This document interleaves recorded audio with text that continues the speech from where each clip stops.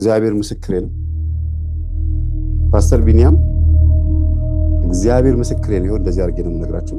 ፓስተር ቢኒያም ኦርቶዶክስ ተዋህዶ ቤተክርስቲያንን ሊያቆሽሽ የመጣ ሰው ካልሆነ በስተቀር የሚያወራው ነገር በሙሉ ሐሰት ነው።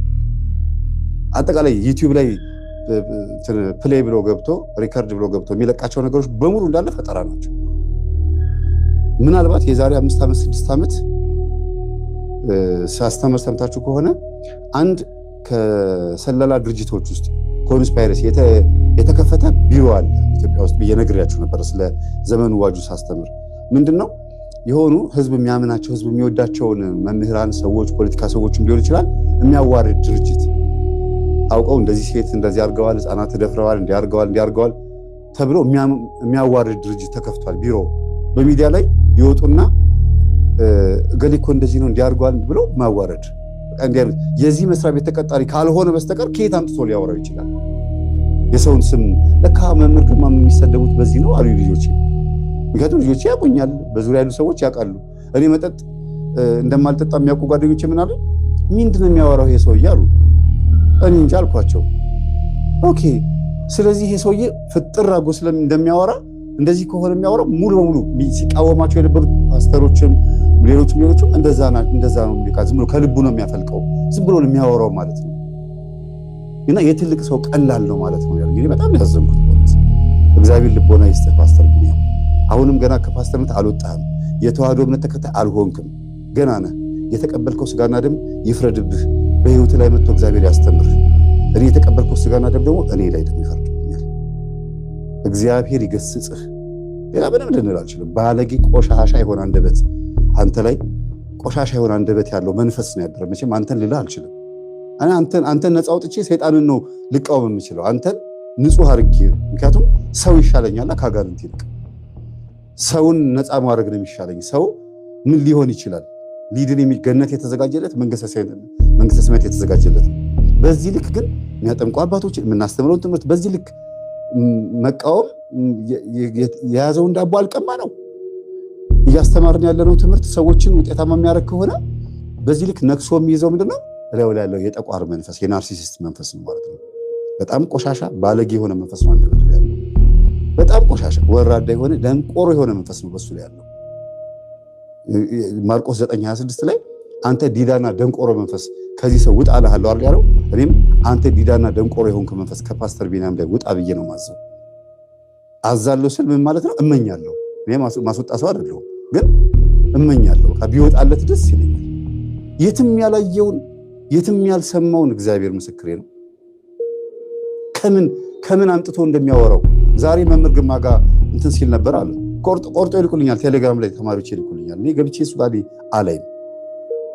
እና እሁድ ሲጮህ ነበር መምህር ግርማ ጋር ተስፋዬ ሲጮህ ነበር አለ። ሌሊት ሲናገር ሲከራከር እና እኔ ቤቴ ቁጭ ብዬ ስሰራ ነው የዋልኩት። አልሄድኩም መምህር ግርማ ጉባኤ እና እየሰራሁ ነው የዋልኩት። ጭራሽ እዛ ጉባኤም አልዋልኩም። መሄድም አይጠበቅብኝም። ኦልሬዲ ድኛለሁ፣ ተፈውሻለሁ አይደል? መምህር ግርማ ጉባኤ ጋር የምሄደው ምናልባት መምህርን ላገኛቸው ሰላም ብላቸው በረከት ልካፈል ሊሆን ይችላል። አሁን እሑድ እሄዳለሁ ለምሳሌ፣ በቃ ልካፈል ነው የምሄደው። ዝም ብዬ ሰላም ብያቸው ወንጌላቸውን አዳምጬ በቃ ጸበል ሲያጠምቁ እንደማንኛውም ሰው ጥምቀት እንደሚጠመቀው ጸበል ተጠምቄ እመጣለሁ እንጂ አራግፌ ጨርሻለሁ። ከመጣ ደግሞ አዲስ ካለ ደግሞ ይያዛል። በየቀኑ በመጮህ ይሄ ደግሞ እንደኔ እድለኛ ሰው የለም። ለምን ከገባ ይያዝልኛል፣ ይወጣል። ግን መዋሸቱ ምን አስፈለገ? ምንድነው መቀባጠሩ? እሱ ያለው እዛ ኡጋንዳ ካምፓላ ሰው ሀገር ሆኖ ስላላየው ነገር ማውራት ምን አመጣው? ይሄ ባለጌ፣ ይሄ እኮ ቆሻሻነት እኮ ነው። ይሄ እኮ ከትልቅ ሰው የማይጠበቅ እድሜው ምናልባት 55 56 60 ሊሆን ይችላል። ይሄ ሰው የልጆች አባትም ሊሆን ይችላል። በዚህ ልክ ግን መዋረድና መዝቀጥ ምን ይሉታል? እስቲ እኔ ፍሬን እያፈራሁ ነው፣ እያስተማርኩኝ ስንት ሰው እየተለወጠልኝ ነው በየቀኑ። እኔ ስራዬን ነው የምሰራው። እኔ የለሁም እኮ እሱ ከሚለው አልገናኝም ጭራሽ። በጣም የሚገርማችሁ ነገር እንደው በዚህ አጋጣሚ ላውራ ብዬ ነው። እርግጠኛ ነኝ ራሷ ያቺ እንግዲህ ተስፋዬ እንደዚህ ነው ብላ ሄዳ የተናገረችው ሌኒ ያለች አይደል? ሌኒ ምላት ምን አሉ የምትባለው ስትሰማው በጣም ታዝንበታለች። ምን አለበት ቢኒያም ጋር ገብቼ ድምፄን ባልሰጠሁ ነው የምትለው። እርግጠኛ ነኝ 100%። ምክንያቱም ሊገላት ይፈልጋል፣ በሞት ነው የሚፈልጋት። እናቴና እኮ እሷ አንድ ቤተክርስቲያን እኮ የሚያስቀድሱት የካ ሚካኤል ነው የምታስቀድሰው። እሷም እናቴም እዛ ነው የምታስቀድሰው።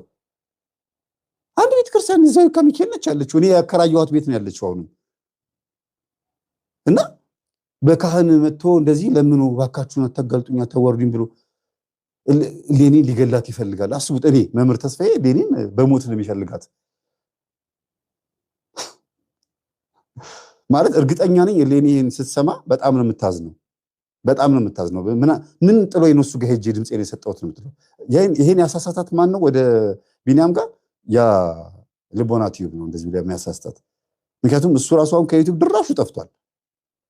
እና ማለት እግዚአብሔር እየተበቀለልኝ ነው። እኔ ላይ ችግር የሚፈጥሩብኝ ሰዎች በትክክል ሳያቸው እንትን ሲዋረዱ ያያቸዋለሁ። ለምን? እኔ በቅንነት ነው እያገለገልኩ ያለሁት። እጄን ቆርጥመው ሲበሉኝ መቼም ዝም አይልም እግዚአብሔር። ያበላቸው ያጠጣቸውን ወይም ደግሞ ያስተዳደራቸውን እጅ ቆርጥመው ሲበሉ ዝም አይልም እግዚአብሔር።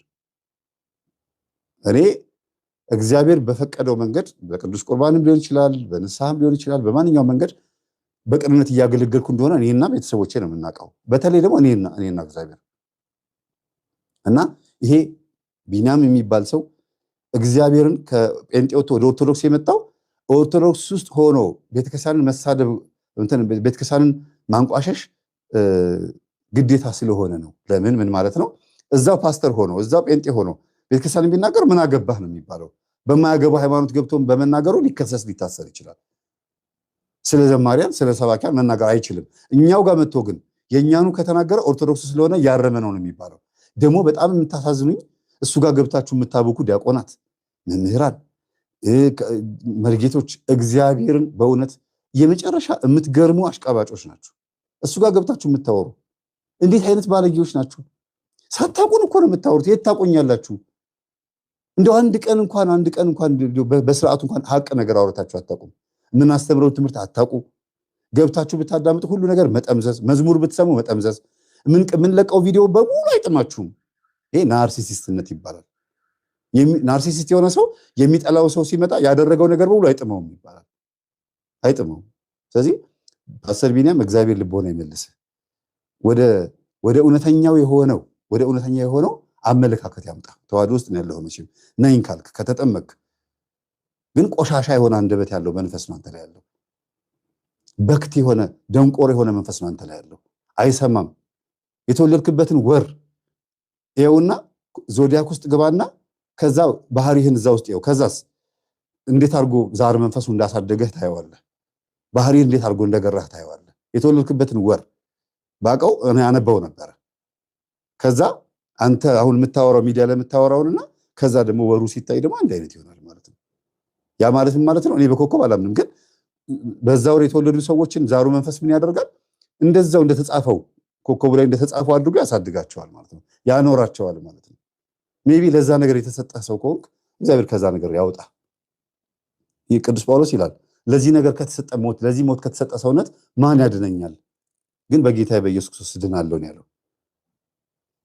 በዚህ አጋጣሚ እንደው ልናገር ብዬ ነው። እኔ በጣም እንዲህ ቁሽሽ ያለ እንደዚህ አይነት አንደበት ያለው ሰው ነው አይቻልም። ሚዲያ ላይ በጣም ባለጌ ቆሻሻ የሆነ ሰው ባለጌ ሰው እኔ እንጃ እንደዚህ አይነት በክት የሆነ ቃላት እያወጣ ሚዲያ ላይ ሲወጣ እኔ በጣም ነው የማዝነው። በክት አሁን ይሄንን እሱ ስድብ ብሎ ነው ይወጣል። በቃ ምክንያቱም ናርሲሲስቶች እንደዚህ አይነት ነገር ሲነገራቸው ስድብ አድርገው ነው የሚወስዱት። በጣም ይገርማል። እሺ ወደ ታሪካችን